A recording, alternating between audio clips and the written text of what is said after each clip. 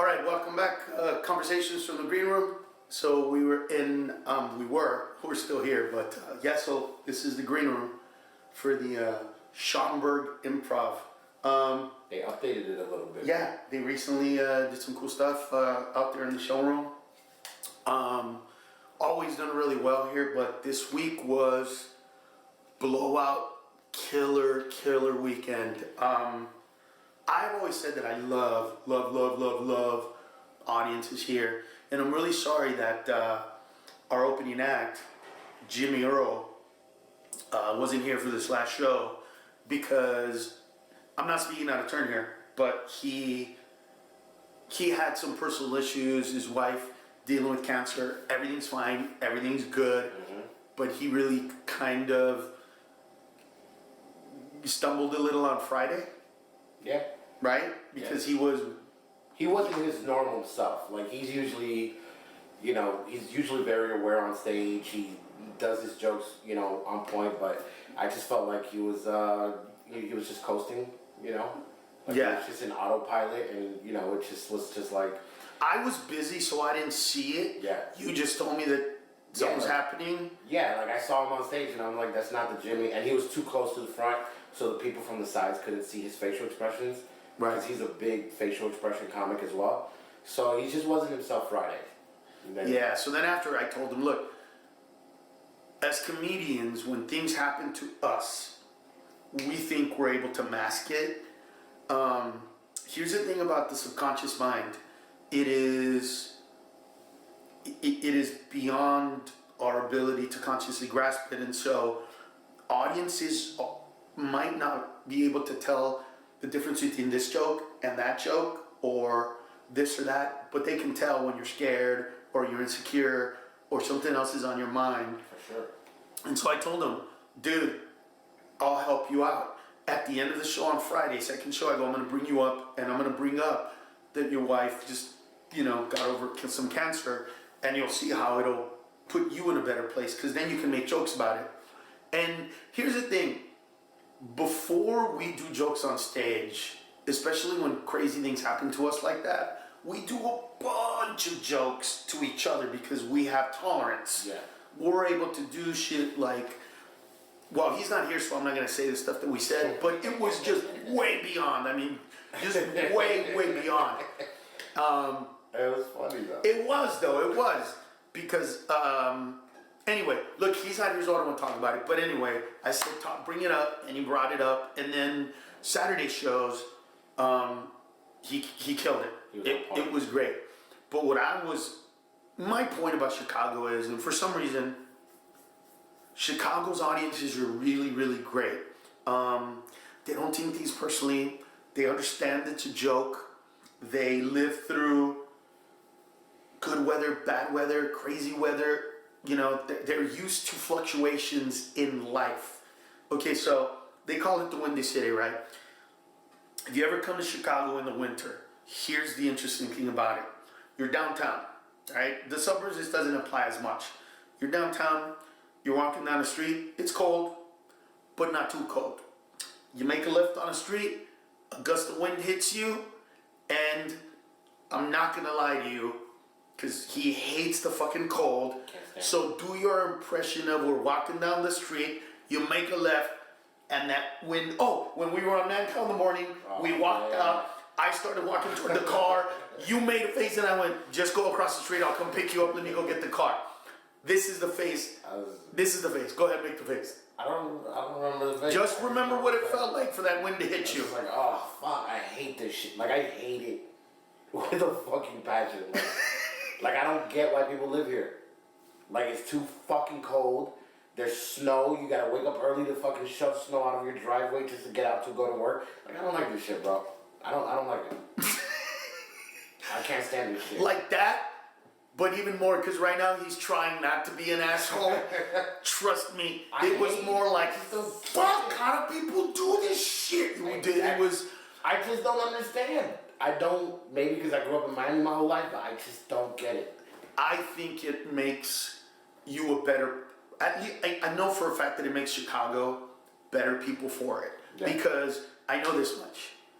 The Cubs have been selling out for 100 years. And I know that some of you are like, they just won a championship. A few years they did. But before that, it's almost, if I'm not mistaken, 100 years between championships. And they were still always sold out. That's the attitude. Yeah. You know, we live life, it's cool, one day we're gonna win. It's not this year, so it is.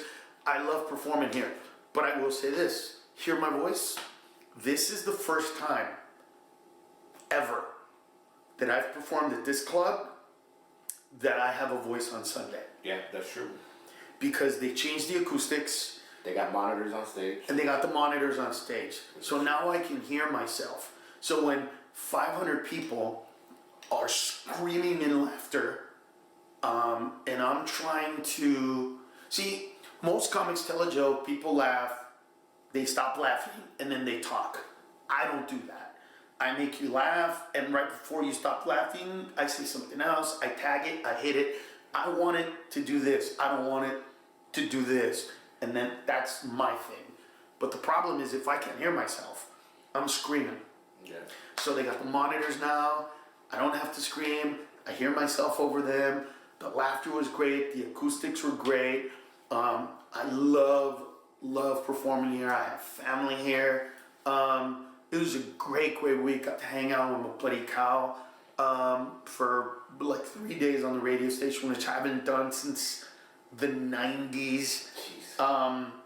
It was great. Love this place, and I love that that Jimmy found his place on stage, especially after dealing with the whole cancer and wife. And it was so fun because after he said, "Thanks, guys." It got me out of my funk. I feel a little better. Yeah. Because we have shit days, but most of the time when we have shit days, we hide them so that you guys can laugh. But every once in a while, shit days hit us hard enough that we can't hide it from you. And on those days, we just got to put it out there. Like it's like him. He still hasn't. Yeah, you still haven't told people what you just did right now, which is going on stage and basically say, "How the fuck do you people do this?" I don't want to argue with them. People are just so accustomed to it. I get it. And listen, I respect people that live here because all the extra work you got to do just to get the fuck out of your house when it snows. Like today, you were like, "Oh, get the snow off the car." Like I can't stand that shit. And that's like I don't get it. Like we don't have to live here. It's a great place to live, though. I mean, yeah, during the summer. No, even now. And what do they have? Like 4 months of summer or of good weather? Because this is gonna last like the end of March, right? Maybe, but it depends. Yeah, but the difference is that okay. So here's a different thing. Especially you would get to buy a bunch of different clothes and look slick in a different way, which is some shit that you don't get to do. Dude, because like you could put on jacket, and then you're just like you're not mobile enough. I like this. Like I could move with a jacket. I feel constricted. Like it's not the same. Dude. And then you got to put on like 3 jackets and then coat check it because you got it's so stupid. You see, these are the issues that when we as comedians are going to a city, we have to figure out. I usually, if I feel that way, I immediately challenge the audience, or at least tell the audience this is how I'm feeling. You know me, I would just go up on stage and go, "I love you guys. What the fuck is wrong with y'all? How do you deal with this?" And that would be my first thing to say, because what it would do is they would either laugh or ooh or go and then it would give me comedically another way to go to create more jokes so that we can kind of come together. But here's a question: why don't you do that? What is it? I do it sometimes. I just didn't do it this week. You do it. No, you do it in other. You do it in other cities. When I go to New York and stuff, I think Chicago. I just enjoy performing so much that I don't want to deviate and just do other shit. What is it about Chicago audiences that you like? Dude, they're just explosive and they fucking love you. Like if you're funny, they love you. Like, dude, it's like. And they know comedy. Dude, this whole weekend they were like, "Where were you last year? Where were you last year?" Like, and I'm like, "Oh, y'all miss me that much?" Yeah. Like, they just fucking. They're fucking loyal people. They're like, "I've been following you for years." Like, this Chicago's just like hands down one of my favorites. Well, most of the places that we perform for now, people, they're trying to bring you back. Yeah. so that you could do like Thursdays or off nights. Yeah. So the next, Wednesday, Sunday. this is it? Yeah. I already talked to Steph, so. Oh, yeah? Yeah. So they're gonna bring you back? Well, hopefully. We'll see. We haven't booked anything. No, I mean, but you talked about it, and they said they wanna bring you back. Yeah, for sure. There you go. So see, that's kind of how it works. He's starting to do that, so I'm gonna have him for a little bit longer, but not too much longer. Pretty soon I'm gonna have to get a new opener because he's starting to. Sensei. Well, you're starting to get those one-nighters, but those one-nighters are gonna turn into weekends. Yeah, Or but bad weekends, or, you know, there's like a handful of weekends every year. Cancellations, Yeah. the weekends that nobody else wants to do. You know what I mean? Yeah, Those of type course. of weekends, the Like last Easter year. weekends or stuff like those are the ones that they're gonna start getting you to come to. Last year I canceled 3 weekends on you because I got weekends in Seattle, Miami, and Ohio or some shit. I forgot where that was. Yeah, so there you go. You know, just little by little. So- It's progressively getting there. Yeah. So there you go. Pretty soon, fans of his, you guys are gonna be able to see him do Alone. his thing more and more and more often alone. That's cool. It's a good thing. I Yeah. can't like. I'm sad about it, but also, Why be sad? That's a good thing. I actually can't wait to see you do like your own thing, you know, and not 45 minutes. Because Yeah. a comedian that does 45 minutes, I don't think I've. because that's what you're supposed to get paid to do. Yeah. That means that like you really don't have an hour. Like I'm ready to see that hour of yours, but not at first. I want to see you do an hour after you've been headlining for about a year. Yeah. So that you've like actually honed it down, got rid of the fat, Yeah. put it together, killed it, especially here. Yeah. Because these guys are great. So this is the green room. This is stuff we talked about. Prayers to Jimmy and his wife. She's through and everything's good. And next time Jimmy's around in the green room, I'll sure we'll bring it up. But you know, talking about sensitive stuff like that. He's gonna be in Chico. Oh, so in Chico, California, we're gonna do this. He's gonna be there, and we're gonna do this again, and then we'll bring that up, and then we'll see what he wants to talk about. Because when it comes to sensitive issues like that, Well, he's a private person in general. correct. And there's certain things that he doesn't talk about in his act, and so you know, I know that a lot of you are going, dude, you'll say anything on stage and about me. And plus, Yes. on top of that, bro, he doesn't even use his real name.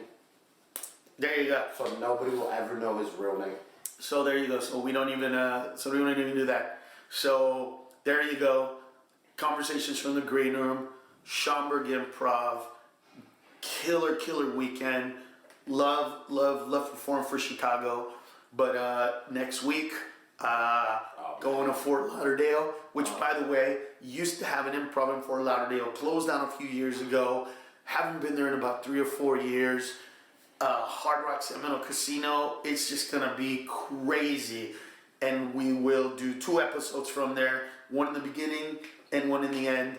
So conversations from the green room will continue in Fort Lauderdale next week. CarlosMencia.com for anything else. Be well, be at peace. See ya.